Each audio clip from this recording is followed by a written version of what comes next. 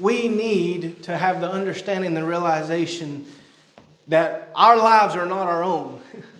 The day that we got down and we accepted the Lord as our Savior, as Brother Chris was talking about in Sunday school, we didn't know how to explain everything that happened.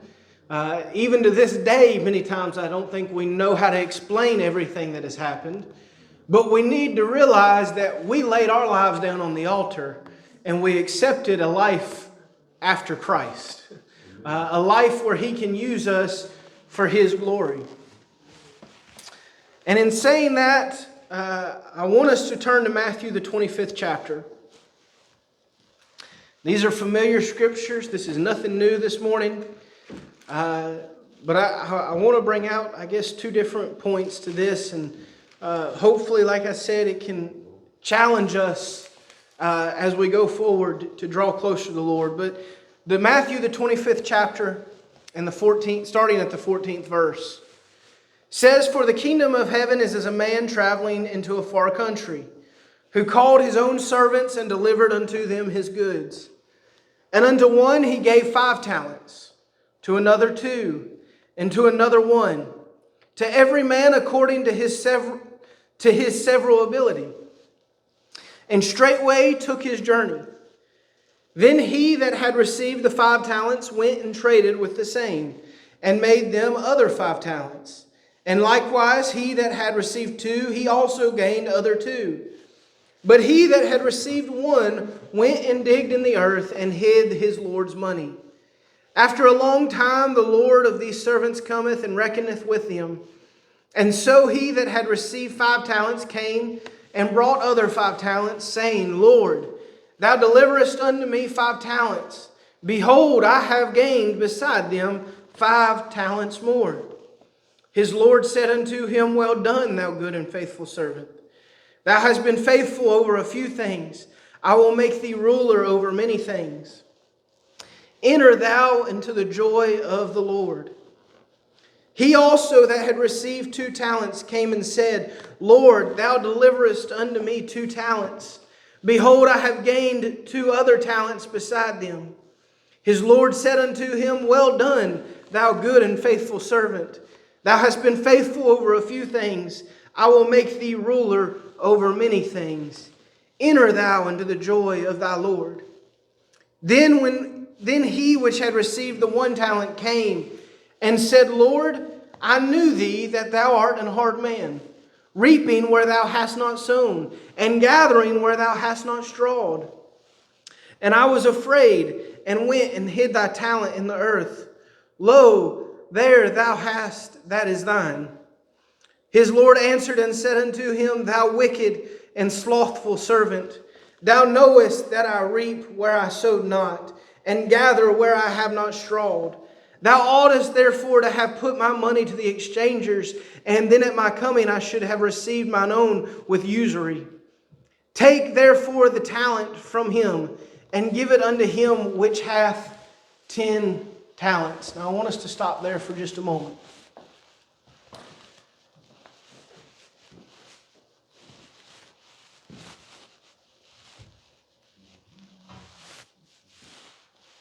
Sam Tillery, come up here just a minute. I need you guys' help for a minute.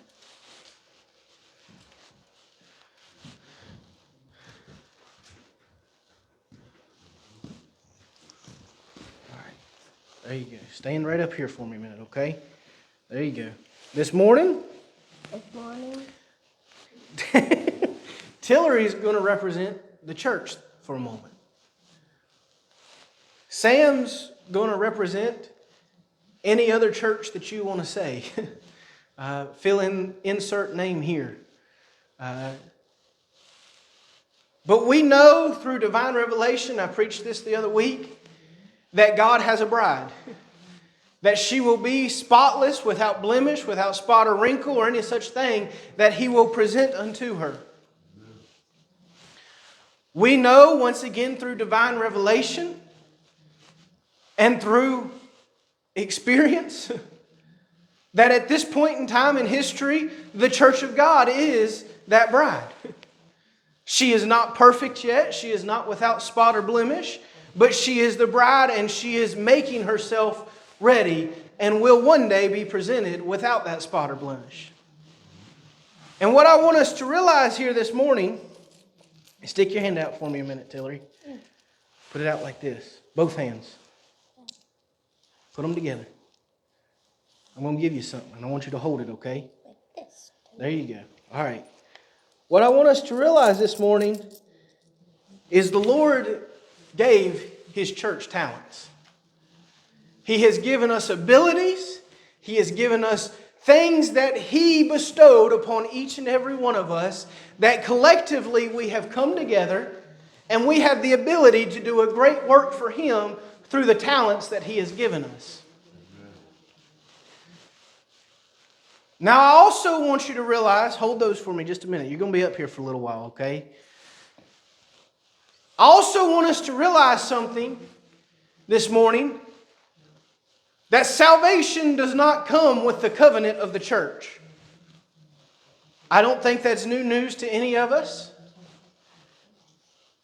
But in saying that, I also want us to realize that there are other people in other organizations that have truly found salvation in Christ. We cannot shut the doors to the church. We cannot shut the doors to our minds and say that we are it. Nobody else is saved. Nobody else can be good. Nobody else can know the Lord because we're all there is. The Bible told us, Jesus told us very clearly, other sheep I have which are not of this fold, them I must also bring. So in saying that, I want us to realize that other churches, put your hands out, Sam. God has also given them talents. He's given them abilities to reach out and to minister to people and to help people along the way. Now, this is the part that I can get myself in a whole lot of trouble. What we have to understand is we didn't get to determine the talents that God gave to us.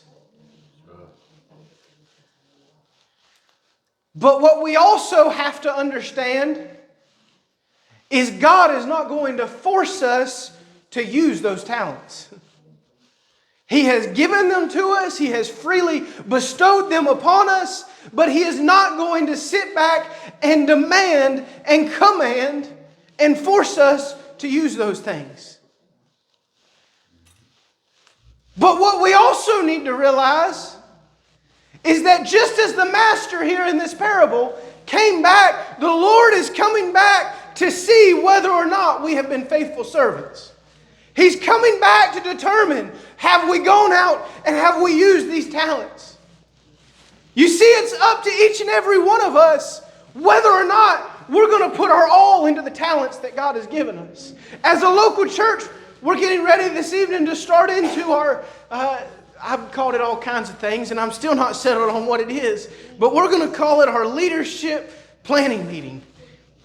We're going to start into this, not to just come together and say, well, I've got this idea, and I've got this idea, and I've got that idea, but we're coming together so that we can find the mind of God and the direction of God for our local church.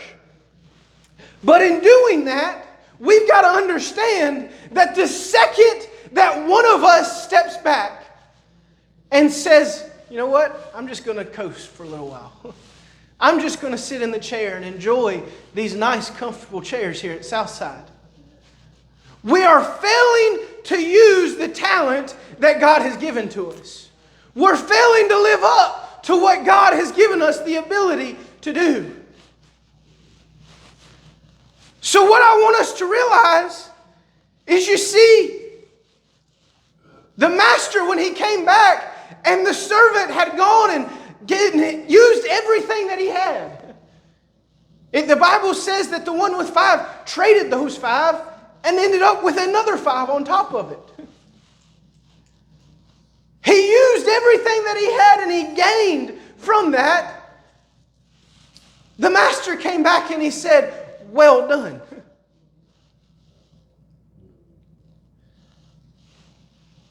But the one who didn't use what the master had given, the one who simply buried it in the ground and kept it holed up for themselves, the master said two things. Thou wicked and slothful servant. He condemned him first, but then second, he said, take from the one that had one and give it unto the one that has 10. What am I saying with all this today? What we need to realize as a church is the fact that if we don't... Hold your hands out again, Tillery. Hold your hands out, Sam.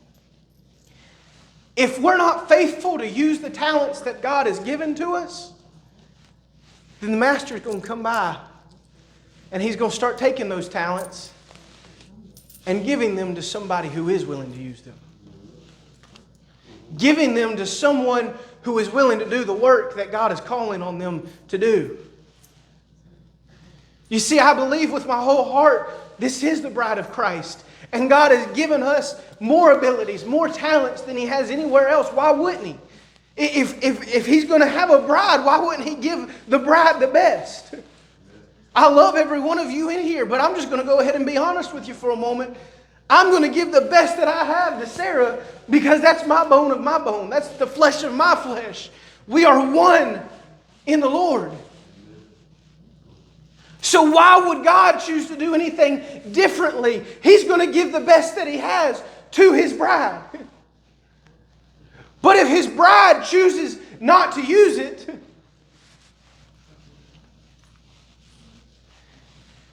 listen, I know this is a little bit out of character for me. This isn't something that I normally preach on, but I just feel it's important for us to understand and realize. And if you're having trouble this morning, go 30 years back. And history will reveal what I'm saying here this morning. There was a bride. There was someone who had talents. And if you go back into the 80s and 90s, the church had more money, they had more members, they had more resources than what we have had at any point in time in the history of the church. But they weren't using those talents for the glory of God. They weren't accomplishing the mission that God had for them in that time. So what happened? Somewhere the master came back along. Hold your hands out again, Tillery. The master came along and he said, you know what? You're not using those things. Let me take them and give them to somebody that will use them. Let me have another that's going to do what I've called on them to do. Church, today we need to understand and get it through our minds and our skulls. I'm not envious of what any other church in this town has. I'm not jealous of what they have or the abilities that they have. But what I'm saying is we better not get so prideful in ourselves that we have the belief that God will not use someone else. If we don't get the work done that God has placed on us to do, He will find someone to do the work. His work will not fail to go on. The process will not cease to operate.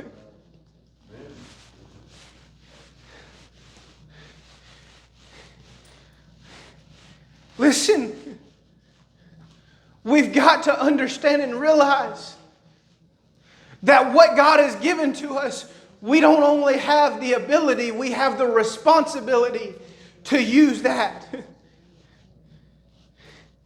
I cannot get before you on a Sunday morning. I'm just going to be honest here for a moment. I can't get before you on a Sunday morning and expect God to bless us when I've sat back the rest of the week and done absolutely nothing. When the Lord's had the opportunities laid out before me and I've sat back and said, you know what, I'm not fooling with it this week. I'm not going to work this week. I'm not going to labor for you this week, Lord. I'm tired. I'm just going to be done. It's not going to happen. But just the same, I want you all to understand. It's not just the pastor that holds that weight. But every member, you hold the talent that God has given to you. I want you guys to do me a favor here. I want you to take all these.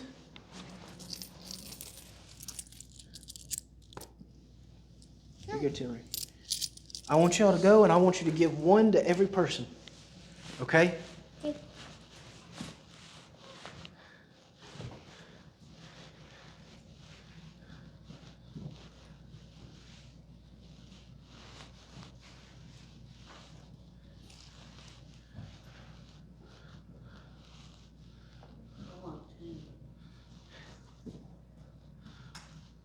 We'll get there, Brother Rick. Just hang on a second.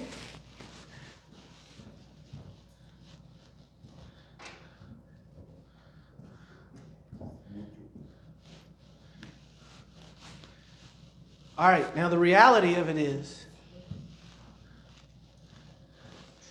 I know my son well enough to say this may not work out the way I had thought it was going to. He's stingy with his money and he likes to keep the big stuff. But the reality of this is, chances are you didn't all end up with the same coin. Some of you got a penny, some of you got a nickel, some of you got a dime. Somebody may have gotten a quarter. I'm not going to put too much. Okay, Sister Shanna got a quarter.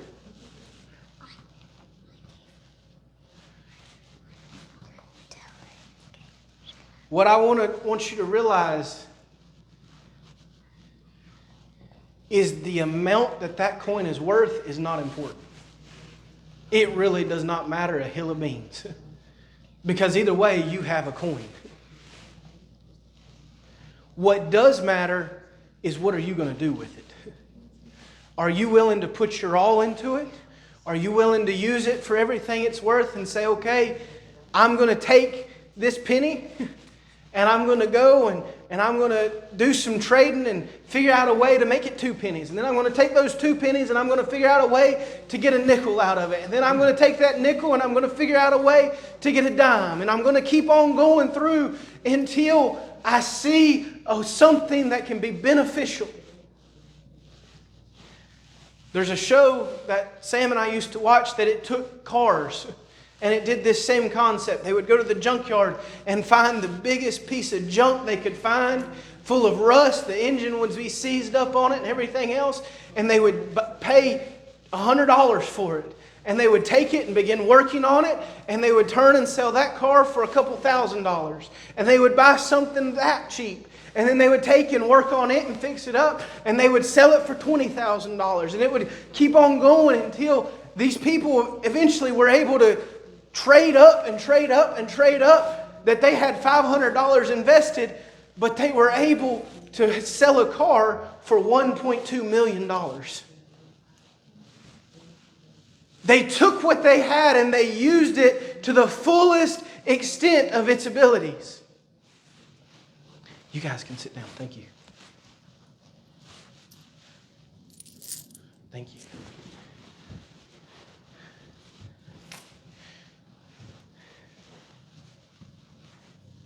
What I want you to realize, Brother Nick, what do you have there in your hand? A penny? When you begin using it and using the talent that God has given you with everything you've got, God is a rewarder of that. And He comes along and He says, here, you know what? You've got a penny, I'll give you a nickel. I'll see you work. You are laboring. You are doing what I've asked you to do. Let me give you a little bit more. That's what the master did here with this servant that went and had 5 and had 10. He took from the one that wasn't and said, you've proven yourself. Let me give you a little bit more. Let me give you a little bit more to do a little bit more work. Church, we've got to realize in the day and hour we're living in, as an organization, as a congregation right here at Southside, it's not about what somebody else has and what we don't have. It's about the fact that we've got to use what God has given us to use. And if we're not seeing the growth we want, if we're not seeing the presence of God come down and manifest itself and build and grow things, it's not because somebody else is doing it better. It's not because somebody else has better things. It's because we've not put our all back into it to see God multiply it and use it.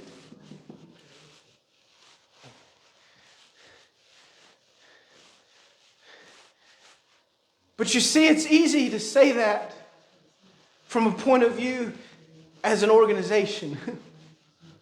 It's easy to say that and look at the church and say, well, the church isn't living up to what the church is supposed to be, so God's going to take it from this and give it to that, and God's going to do this and everything else. But what we've got to realize and what we've got to understand, what Brother Nick pointed out a couple weeks ago, and Brother Nick, I've held on to that and I'm going to keep holding on to it.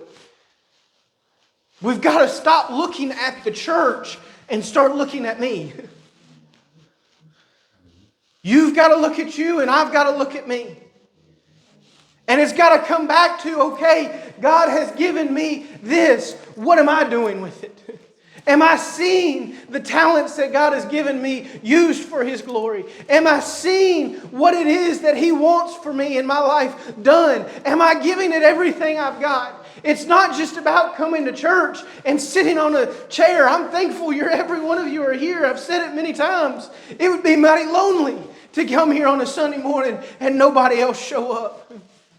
But this isn't the talents that God has given to you. God has given each one of you specific things that you are able to do for Him. And if you're not seeing those things grow, listen, I've told you plenty of times before, I've grown up in the church all my life. I was in the generation of young ministers that it seemed like every young person in the church of God was suddenly called to preach all in about a week's time. And records have shown that some of those callings didn't stay true. Some of them went on to do great things. Some of them have turned their back on the Lord altogether. Some of them realized, I was really just excited and I wasn't called at all.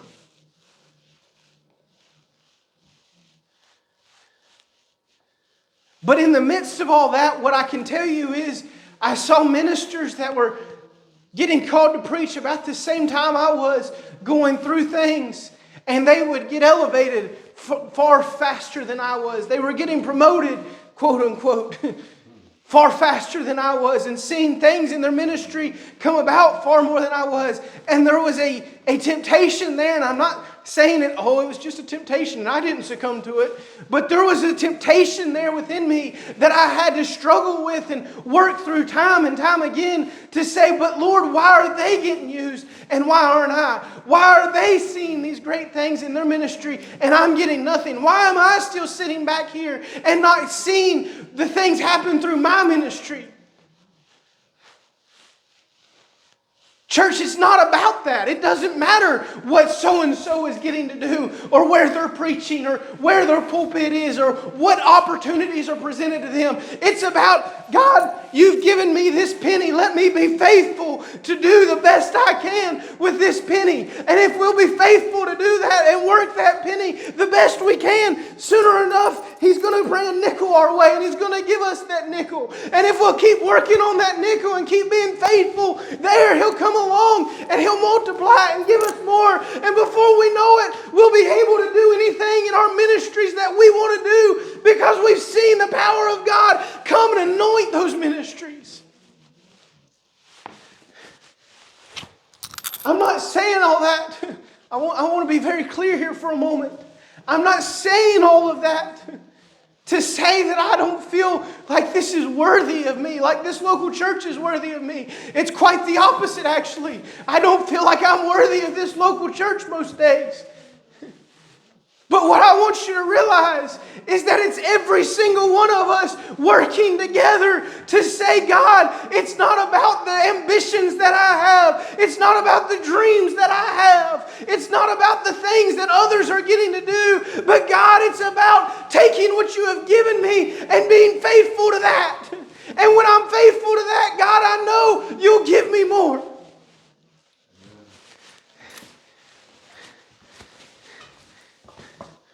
Church, if we're not faithful to that, first off, I want to ask, why would God give us more? If we're not faithful to work and use what He's already given to us, why would He give us any more? There's no reason to think that He would. I wouldn't. I mean, my parents used to own a business. And in that business, you have to understand and realize there's times that you have to evaluate your employees. And if they're not living up to the expectations that you have for them now, don't give them more, because it's not going to make them live up to it. It's simply going to make them crumble under more pressure.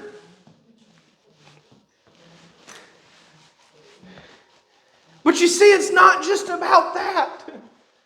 It's about the fact that the parable goes on, and Jesus says in the 29th and 30th verse, "For unto everyone that hath shall be given, and he shall have an abundance. But from him that hath not shall be taken away even that which he hath. And cast ye the unprofitable servant into outer darkness. There shall be weeping and gnashing of teeth." Stand with me this morning if you would. We'll try to cut this short.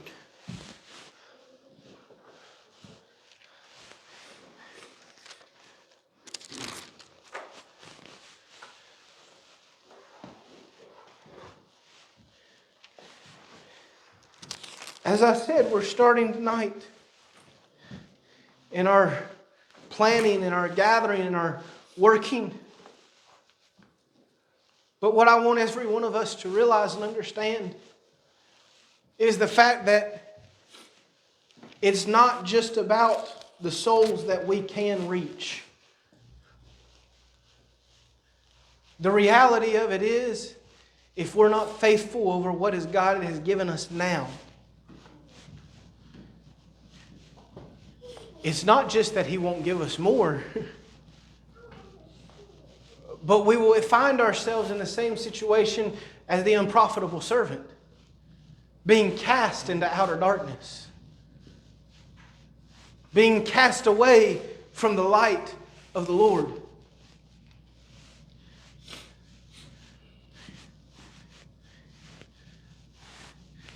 I want you to understand something this morning.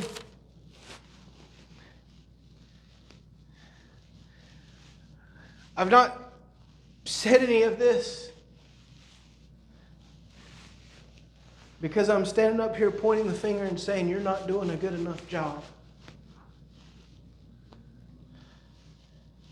But I'm saying this today, and I know it's not a shouting message. I understand that. I realize that. But I'm saying this today because collectively, as a congregation, we've got to get a hold of the fact that if we're not giving our all, I can't be the judge of whether you're giving your all or not. I can't do it. Many times, your fruit will bear out whether you are or whether you aren't. But I can't be that judge. But what I want to get across to us this morning is, if we aren't giving our all,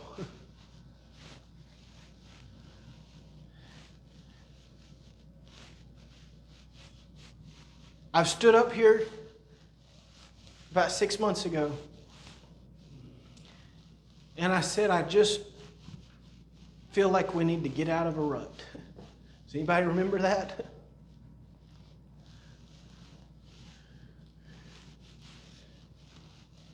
If we're not giving our all, we'll never get out of a rut.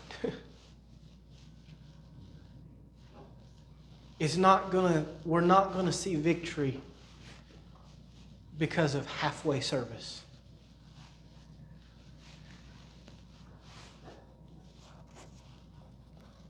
I believe we have seen the power of God work in some mighty ways over the last year.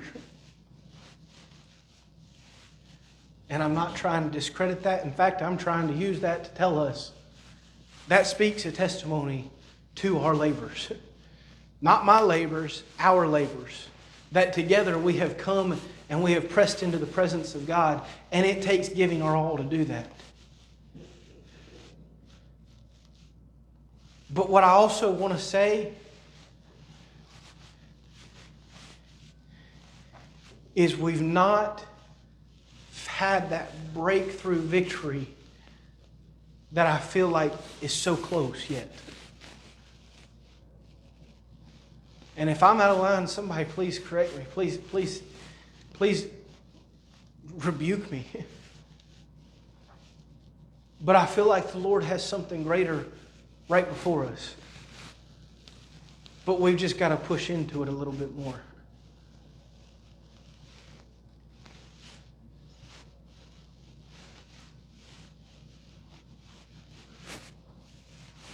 When Sarah and I were getting married, some of the best advice that we were given and some of the advice that I've shared over and over and over again was the fact that marriage is not 50-50. It cannot be that she gives half of her and I give half of me and together we make 100%. But it was the fact that marriage was 100 and 100% of the time. It took each one of us giving everything we have all the time. Church, our relationship with the Lord is not 50-50. It's not meet in the middle and let's compromise. It's let me give 100% of myself to you, Lord. And in return, I know that the Lord will come back and give me everything that I need. Everything that what was it, Brother Chris? God's supply far exceeds our needs. Right. He has far more. But it's going to take us giving that 100%. Church, I want us to take a moment here this morning and find a place to pray. And I want us to ask the Lord to help us. Like I said, I'm not here to condemn you. I'm not here to judge you. I hope I've not come across too harsh. I'm not pointing the finger at anybody. But what I want us to realize is together as a church, if each one of us will say, Lord, examine me. If I'm not at 100%, help me to get to 100%. 99.9% isn't good enough. I've got to be at 100%. And if each one of us will do that, this local church will see the presence of God and the power of God sweep through us so strongly that none of us will be able to explain it when we leave here. But we'll know that we've gotten into the presence of God. So I want to ask you this morning, let's find a place to pray.